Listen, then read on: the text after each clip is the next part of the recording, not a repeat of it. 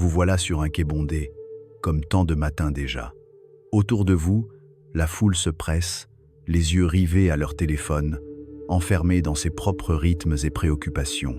Et pourtant, vous restez planté là, hyper conscient du moindre ajustement de votre posture, du moindre pli de votre veste, de l'infime expression qui traverse votre visage. Vous savez bien que ces inconnus ne vous remarquent qu'à peine absorbés par leur vie, leurs urgences. Mais malgré cela, une sensation tenace demeure, être observé, pesé, scruté. Une petite voix murmure. Et s'il voyait en moi quelque chose que je ne suis pas prêt à dévoiler, et s'il me trouvait insuffisant, ou pire, parfaitement banal. La tension monte, subtile mais implacable, comme une main qui serre doucement sans répite votre cœur. Prenez un instant pour rester dans cet inconfort, pour constater à quel point il se glisse partout dans la vie quotidienne. Au-delà de ce quai de métro, il y a peut-être ce dîner entre collègues où vous redoutez de ne pas paraître assez brillant, ou cette soirée où vous vous sentez obligé d'afficher une assurance parfaite. Nous modelons sans cesse notre attitude parfois consciemment, souvent non en fonction d'attentes imaginaires qui flottent autour de nous. Nous le faisons parce qu'au fond, nous aspirons à être vus, validés, applaudis. Pourtant, Michel de Montaigne nous mettait en garde. Fonder notre valeur sur le regard d'autrui, c'est nous enfermer dans une prison que nous bâtissons nous-mêmes. Pourquoi parler de prison? Parce que les jugements extérieurs varient comme le vent. Chercher à plaire à tous ou à éviter leur désapprobation revient à s'attacher à une source de validation instable, soumise aux caprices et aux humeurs passagères. Montaigne proposait un antidote d'une simplicité presque radicale. Accepter que nous soyons, par nature, imparfaits, contradictoires, faillibles. Plutôt que de combattre ces imperfections, les reconnaître comme des traits profondément humains qui nous relient aux autres, eux aussi en lutte dans le secret de leur cœur. Lorsque nous cessons de serrer l'idéal de perfection, lorsque nous ne laissons plus l'opinion d'autrui dicter notre identité, la vie retrouve souvent un rythme plus harmonieux. Curieusement, c'est souvent alors que nous commençons à nous sentir vraiment à l'aise. Nombreux veulent pourtant comprendre pourquoi ils s'accrochent si fort au regard des autres. Tout commence peut-être dans l'enfance. La différence entre l'éloge et la réprimande à la maison ou à l'école semble capitale. Nous apprenons que la louange équivaut à l'amour, à l'acceptation, à la sécurité. En grandissant, ces leçons se gravent dans les environnements scolaires compétitifs, la culture des réseaux sociaux et d'innombrables interactions qui répètent « Prouve ta valeur ». Prouve que tu es spécial, prouve que tu appartiens. Il en résulte souvent une peur tenace, une anxiété. Si nous ne sommes pas à la hauteur, nous serons rejetés indignes d'affection, de respect ou d'appartenance. Vivre dans cet état de surveillance de soi permanente est épuisant. Essayez, au milieu de tout cela, un petit exercice. Placez-vous devant un miroir, non pour traquer la moindre imperfection, mais simplement pour rencontrer la personne qui s'y reflète. Fixez les détails, l'éclat dans vos yeux, la courbe naturelle de vos traits, la vie gravée en fines lignes sur votre visage. D'ordinaire, nous abordons le miroir comme un champ de bataille repérant le cheveu rebelle, la moindre marque sur la peau. Montaigne nous invite pourtant à faire une pause. Respirez. Au lieu de chercher la faute, considérez la totalité de l'être devant vous. Voyez dans ces prétendues imperfections la preuve éclatante d'une existence vécue, authentique, non façonnée pour les applaudissements. La graine de l'acceptation de soi réside dans cette vision globale. Un être vivant qui se déploie et se replie, plutôt qu'une statue obligée d'être impeccable sous tous les angles. S'accepter signifiait-il cesser de se soucier du reste? Certains se crispent à l'idée de lâcher prise, redoutant d'abandonner ambition et relations. Montaigne ne prône jamais l'apathie. Il vise une liberté intérieure, la capacité d'agir et de ressentir, sans la chaîne constante du « vont-œil approuvé »,« vont-œil rejeté ». Moins obsédé par la validation extérieure, on dispose d'une énergie nouvelle pour écouter vraiment ses proches, nourrir sa créativité, goûter des joies discrètes, la caresse d'une brise, la cadence d'un poème, la paix silencieuse d'une présence amie. L'une des images les plus lumineuses de Montaigne pourrait se comparer à un promeneur au bord d'une rivière tumultueuse. feuilles et branches dérivent au fil du courant. Dans la panique, on peut sauter à l'eau pour tout saisir, contrôler chaque trajectoire de s'épuiser, ou bien rester sur la berge, conscient que le flot poursuivra sa route. Nous passons notre vie à sauter dans l'eau, réagissant à chaque regard, chaque remarque, tentant de diriger l'opinion. Pourtant, le courant c'est-à-dire l'esprit et les jugements d'autrui écoulent toujours. Le conseil de Montaigne, regagner la rive et observer. Cela ne signifie pas se retirer du monde, mais cesser de vouloir canaliser frénétiquement ce qui n'a jamais vraiment été sous votre contrôle. Vous vous demandez peut-être, ne dois-je pas tout de même répondre à certaines exigences au travail, en famille, dans ma communauté? Bien sûr, chacun porte des responsabilités. Renoncer à la tyrannie du regard d'autrui ne signifie pas fuir ses devoirs, ni refuser de contribuer. Cela vous permet, au contraire, d'assumer ces rôles avec plus d'authenticité. Songez à une journée ordinaire où vous jonglez avec des dizaines de tâches. Un poste exigeant, un téléphone qui ne cesse de sonner, des messages d'amis réclamant votre aide ou votre temps. Vous dites oui à tout, animé d'une peur silencieuse d'être taxé de paresse, d'égoïsme ou de manque de coopération. Bientôt, le ressentiment s'installe, éteignant l'élan initial qui vous poussait à aider. L'irritation monte, l'énergie chutait, paradoxe cruel. Vous n'offrez plus qu'une version amoindrie de vous-même à toutes ces tâches et à toutes ces personnes. Dans une vie guidée par la sagesse de Montaigne, vous apprendriez à marquer une pause et demander « Pourquoi disais-je oui ? Est-ce un désir sincère d'aider ou la peur d'être jugé ?» Si c'est la seconde option, votre véritable « oui » est peut-être un « non », une frontière qui protège votre équilibre. Souvent, la catastrophe sociale redoutée n'a pas lieu. Au contraire, les autres s'ajustent. Ils s'habituent à une version plus authentique de vous. Et, de votre côté, vous découvrez la clarté douce qu'il y a à reconnaître vos limites et vos besoins. Lorsque vous dites « oui », c'est désormais par sincérité, non par servitude aux attentes d'autrui. Vous êtes alors réellement présent, à l'écoute. Pourtant, lâcher prise peut toujours donner l'impression de sauter dans le vide. L'humain craint naturellement l'inconnu. Le confort d'une emprise serrée plaire, impressionner, contrôler son image semble prévisible, même s'il épuise. Montaigne rappelle que l'incertitude est précisément le lieu où la vie commence. C'est en risquant la déception ou l'incompréhension que naissent les amitiés fécondes, les vocations qui résonnent vraiment, la croissance personnelle qui brise nos vieux schémas. Comment commencer à lâcher? Insistez-vous peut-être. Commencez petit.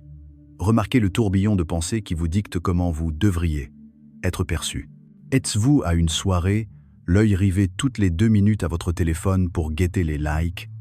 Observez la sensation dans votre corps. Épaules crispées, mâchoire serrée.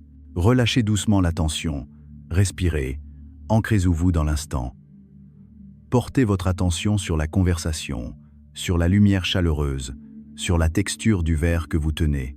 En laissant tomber la compulsion de mesurer votre popularité en ligne, vous vous libérez pour goûter une connexion authentique ou même une solitude paisible si vous choisissez de vous éloigner un moment. Montaigne souligne aussi les contradictions qui tissent notre nature. Il admet que nous pouvons être nobles à une heure et mesquins l'heure suivante, sereins au matin et agités à la tombée du jour. Cela ne prouve pas une irrémédiable faillibilité.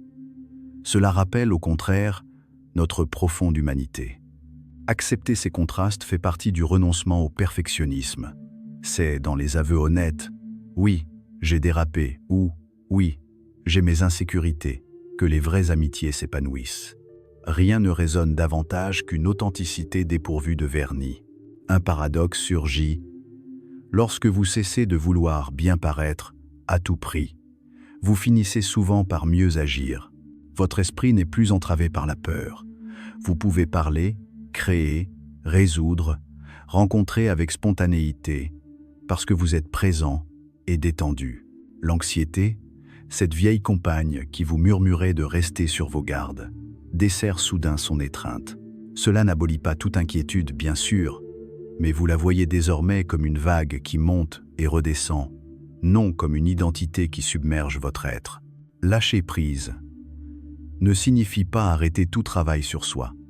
Au contraire, cela transforme le développement personnel en exploration joyeuse plutôt qu'en punition permanente. Vous n'essayez plus d'être meilleur que les autres pour prouver votre valeur. Vous apprenez, vous élargissez, vous approfondissez votre expérience de la vie. Ce changement de posture est monumental. Il diffuse une tonalité nouvelle dans tout ce que vous entreprenez. Quand vous apprenez une langue, l'erreur n'est plus une honte, mais un sujet d'amusement et de curiosité. Au travail, tester une compétence ne vous paralyse plus. Vous accueillez les retours parce que la croissance importe davantage que la perfection. Sur ce chemin, l'humilité émerge d'elle-même. Montaigne rappelle que nous ne sommes pas l'axe de l'univers, que chacun est absorbé par son propre tourbillon intérieur. Cette prise de conscience, à la fois modeste et libératrice, agit comme une longue expiration attendue. Découvrir que le regard d'autrui n'est presque jamais aussi perçant que nous le pensions procure un soulagement saisissant. Il ne s'agit pas de nier notre singularité, mais de la replacer dans la grande tapisserie partagée de l'humanité. Et, dans cet espace-là, s'ouvre une liberté inattendue, celle d'être soi sans s'excuser. Revenons aux relations. Nous cherchons souvent à modeler l'image que les autres ont de nous en projetant un portrait choisi. En amour, par exemple, nous dissimulons nos fragilités, persuadés que si l'autre aperçoit nos angoisses ou nos manies, il prendra ses distances. Or, paradoxalement, l'intimité grandit lorsque deux êtres osent exposer leur vulnérabilité et y trouvent l'accueil. Imaginez que vous renonciez à ce réflexe de contrôler chaque impression. Vous faites alors confiance au fait que ceux qui vibrent réellement avec vous resteront, non parce que vous avez savamment cultivé leur admiration, mais parce qu'un lien plus profond s'est tissé fondé sur la vérité, la compassion et la compréhension réciproque.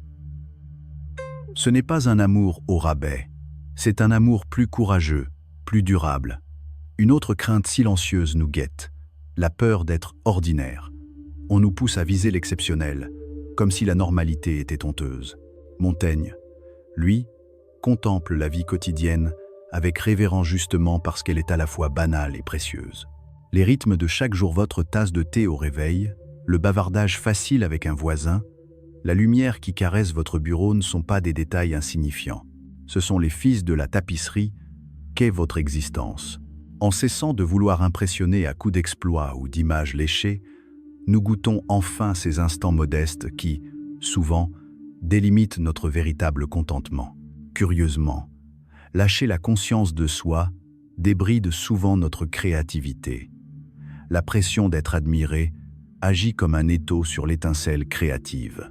Mais lorsque l'on cesse de se soucier de savoir si notre art, notre écriture, nos idées éblouiront autrui, on crée depuis un espace de curiosité et d'authenticité. On explore un éventail plus vaste. On ose expérimenter, jouer, échouer de ce mouvement vivant, peut jaillir quelque chose de réellement original.